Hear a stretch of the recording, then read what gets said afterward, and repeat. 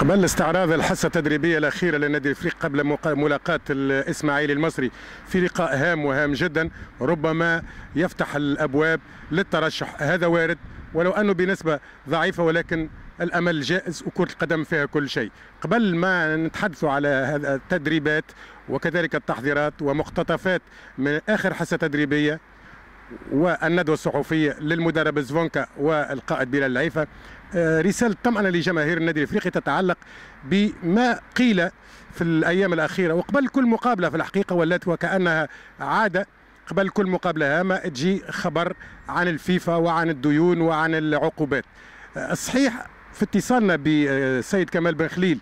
الناطق الرسمي للنادي الافريقي يقول الاتفاق بين نادي العلم الجزائري والنادي الافريقي كان حاصل، والنادي الافريقي كان حاصل منذ ربما قبل قضيه جروزني بالذات، ولكن لما كانت قضيه جروزني واللاعب ايزيكال مستعجله جدا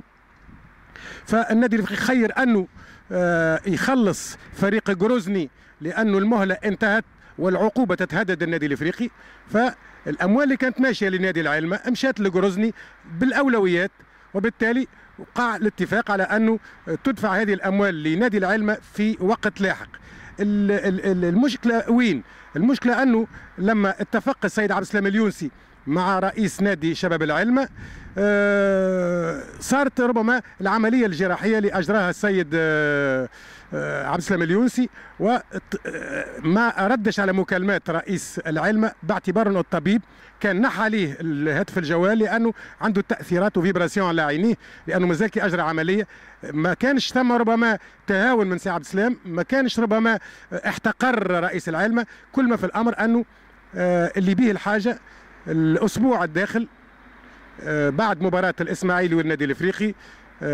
رئيس النادي سيتحول بنفسه لمدينة العلمة ويسوي الوضعية وتنتهي القصة ولا خصم نقاط، وأن نطمئن جمهور النادي الإفريقي أنه ما فماش منها حكاية خصم النقاط، لأنه هذه هي الأسباب اللي خلت التأخير في دفع مستحقات نادي شباب العلمة واللاعب إبراهيم الشناحي.